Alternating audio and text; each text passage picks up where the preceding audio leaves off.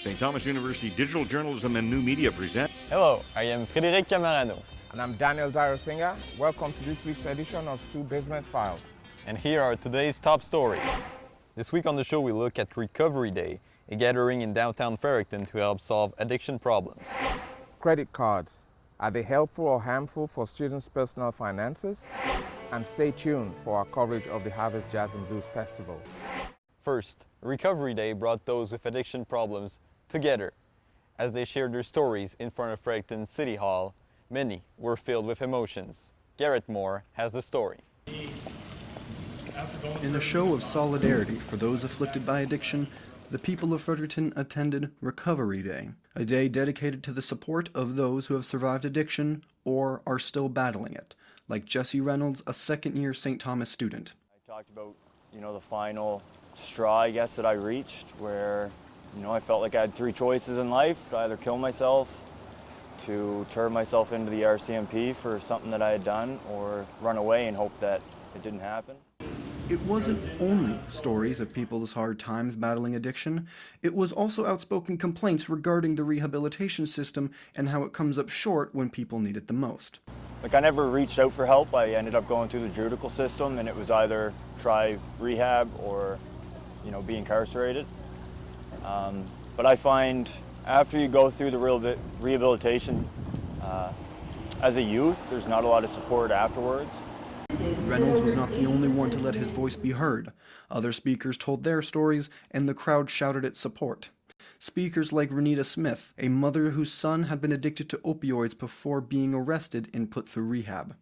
But as a mom, it's the hardest thing in the world is to see your son not care about his life, to not care if he lives or dies, to give up on everything. Addiction is especially prevalent in New Brunswick, as a 2013 New Brunswick Department of Health report shows substance abuse in New Brunswick is greater than in the rest of Canada. Recovery Day Canada put on the event. It's a larger parent organization that holds similar events in more than 30 Canadian cities. Recovery Day Chair Misty McLaughlin survived alcohol addiction and now guides the event through its 7th year. When you're in recovery, there's this overwhelming sense of wanting to give back. You want to help other people so that they never fall into the same trap. An estimated 50 people, including political figures and addiction workers, attended the event, with McLaughlin expressing interest into growing the audience and the event into other cities. This is Garrett Moore reporting for St. Thomas Journalism. Some students believe credit cards can be a great financial tool. Others think it makes them spend a lot more than they should. So are credit cards helpful or harmful for students' finances? Adriana Figueroa tells us more. There are people who love credit cards and people who hate them or regret getting one, like Paola Echeverria. I have had really bad experiences with credit cards since one time I got one and I overspent the money. So I had to work for 3 months to pay the debt. And when I did my last payment, I swore to myself to never get one because I think when you overuse something that you don't have the money. Credit cards can be convenient for some people. They might be useful in case of an emergency, or even by just being a member of a banking branch, you have perks. Maddie Howald receives points every time she makes a purchase with her credit card. Probably one of the benefits I find is a lot of the point systems with them. So I have one that you get points with and one that's a cashback card.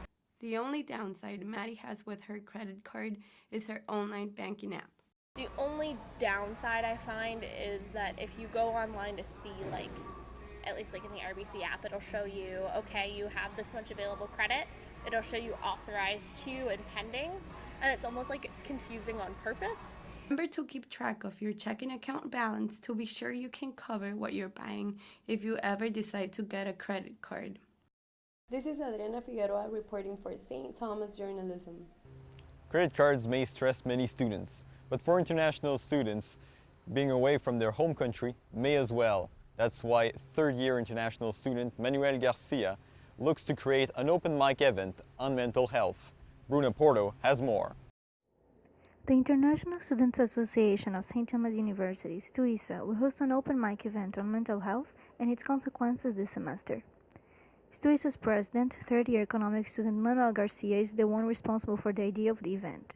The idea of why I wanted to do an event of this matter was because when I was going through the panic attacks and I decided to look for help. So I've talked to a lot of people here on campus, especially international students, and I know a lot of them that have depression, that have anxiety disorder, that have panic disorder, that have bipolar disorder, that have eating disorders, and the fact that they are not, and maybe the word isn't acknowledged, but the fact that we just look the other way and not talk about it didn't seem right. So I feel that we could come up with a space where people feel comfortable enough to open up. Manuel first started to brainstorm what the open mic was going to be when he observed how issues like depression, anxiety, or PTSD are taboo in countries from Latin America and Asia, where most of the international students at St. Thomas come from. We are planning an event for mental health, and it's going to be called Open Mic, and the concept comes from basically my interest in writing. So it will pretty much be just like in your open mic events, your conventional open mic events where you have like people walking in and sharing something. It will be the exact same thing, but people will be sharing their stories with mental health. No date has been set for the event yet, but Manuel hopes it will happen every year and guarantees will be worth attending. So I'm actually kind of scared of the response of the event, the response it might have, because I know it is a sensitive subject, and the whole idea is to create an environment where you actually feel like you're with your family, like that you feel comfortable enough to share. The open mic event will be open to the public and will count with the presence of counseling professionals so everyone can freely share their stories. This is Bruna Porter for St. Thomas Journalism. September 24 is election day in New Brunswick. Dominic Cardy is a progressive conservative candidate for Fredericton West Hanwell. Many Canadians don't like to vote and are not interested in politics. But Cardy met some new Syrian newcomers who are interested in the election. He was so grateful for the help that he first got. That they gave him help with his rent when he first arrived for the first month. But he was really, really strong. He's saying, look, I don't want help. I got a job after 1 month. I'm now learning English. He has been working as a carpenter since just a few weeks after he arrived from a war zone. And he said that the money that Canadians have should be spent on helping elderly Canadians, helping sick Canadians, helping Canadians who need help. And then he was saying, like, I want to be a Canadian. Elections New Brunswick opens this week voting stations for the provincial election in 18 universities and community colleges campuses. In Fredericton, students can vote at the New Brunswick Community College, the University of New Brunswick, and St. Thomas University. Students can vote in their home riding or in the riding they are staying in while attending school, but they can only vote once. Students can vote on September 24th on Election Day if they choose not to vote on campus. Hurricane Florence slammed into the coastal cities of Wilmington and New Bern, North Carolina as a Category 1 storm downgraded from Category 4. At its peak, it may dump 75 millimeters of rain in the hardest hit area. While it is no longer a huge threat, it may be worth looking out for. But we had some lovely weather for Fredericton's Harvest Jazz and Blues Festival last week. The festival had headliners like Alan Doyle and Sturgill Simpson. But some up-and-coming local talent also got their chance on stage. Johnny James reports. Harvest Jazz and Blues is here, shining its annual light on Fredericton's music scene. Residents have been out all week long, filling the tents and the downtown streets. But before the main events get underway, the area's upcoming talents are out early to take the stage. An annual tradition of Harvest is the Stingray Rising Star competition, where local acts perform for a $1,500 cash prize and a spot on the main lineup. The results are decided by a panel of judges and an online vote. This year's winners were The Backstage, a group out of St. John who won with a blend of melodic indie rock mixed with violin and keyboards. While their prize was monetary, other contestants felt the experience of playing the festival was reward enough, like for electronic rock act Digital Circus, who got to play a festival stage for the very first time. It was a wonderful experience overall. First time ever really doing anything for Harvest. I mean, I've gone to a ton of shows, but the crew was fantastic working with them. We're a little bit tech heavy and have gear that isn't standard, so they were super cool with that and were really helpful. Many of those who have taken part in this competition have gone on to become regulars to the Harvest lineup. With another strong showing this year, that trend will likely continue. Johnny James, Stu Journalism. The Harvest Jazz and Blues Festival welcomed 400 musicians and 150 performances in a span of 6 days. But what made the Harvest especially unique is that lots of live music was made open to the general public. Many free stages were occupied by buskers. Jerry Faye Flatt reports.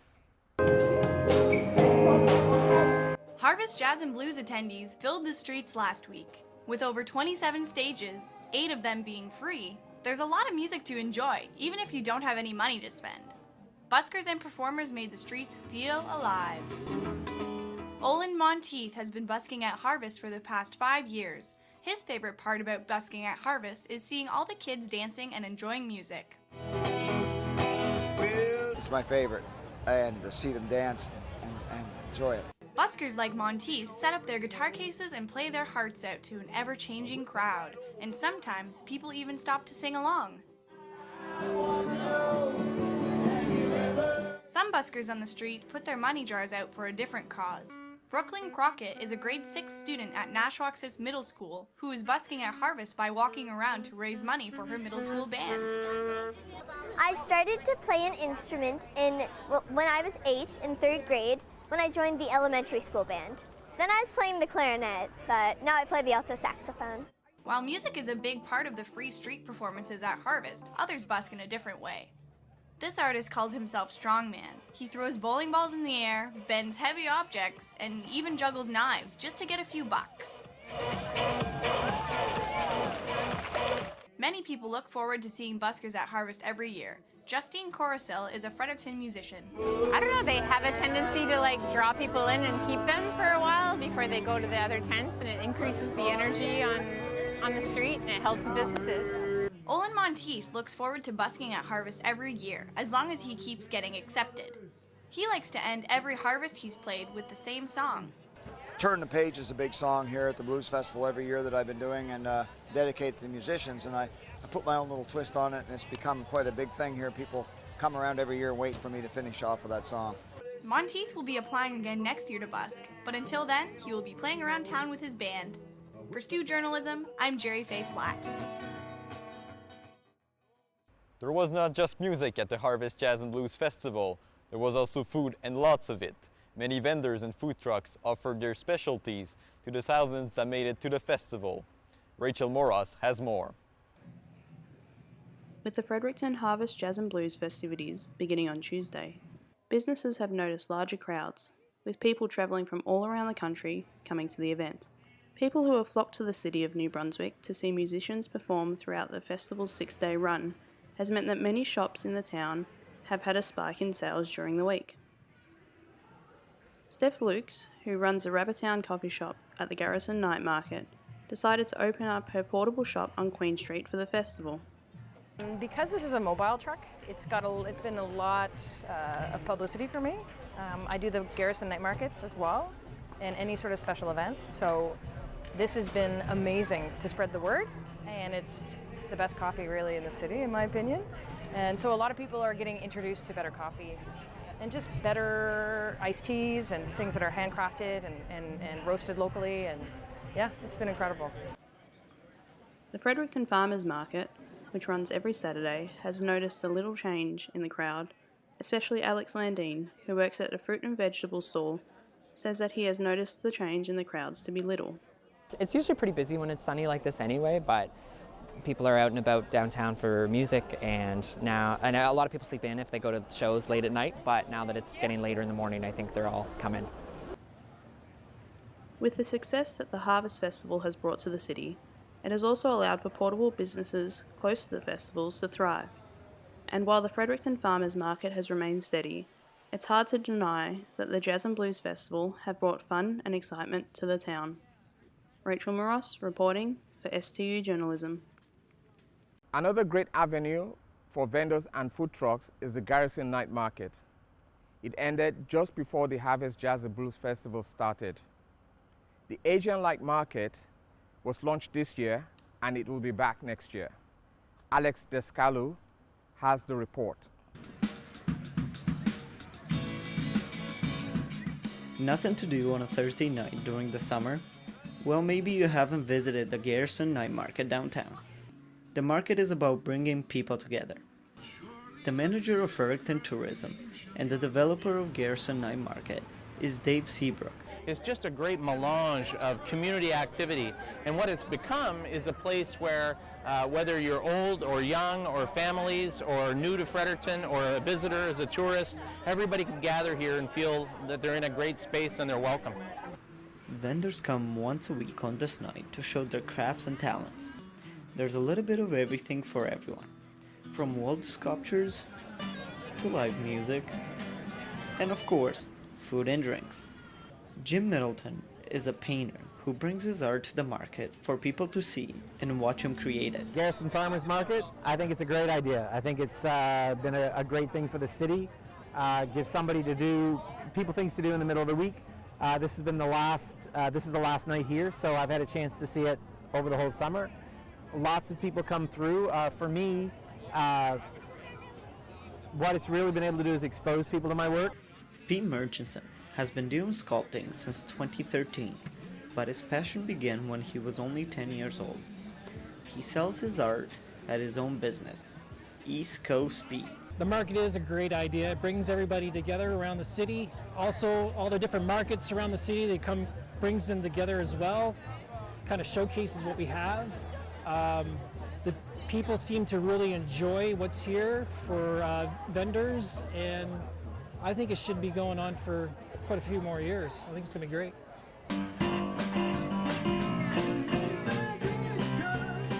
People have enjoyed local musicians and artworks throughout the summer. Many vendors will be returning, so don't worry, the Garrison Night Market will be back. This is Alex Daskalou reporting for St. Thomas Journalism. That completes our newscast for this week. You can find all of our stories online on our website. I am Frédéric Cammarano. And I'm Dairo-Singerr. We thank you for watching.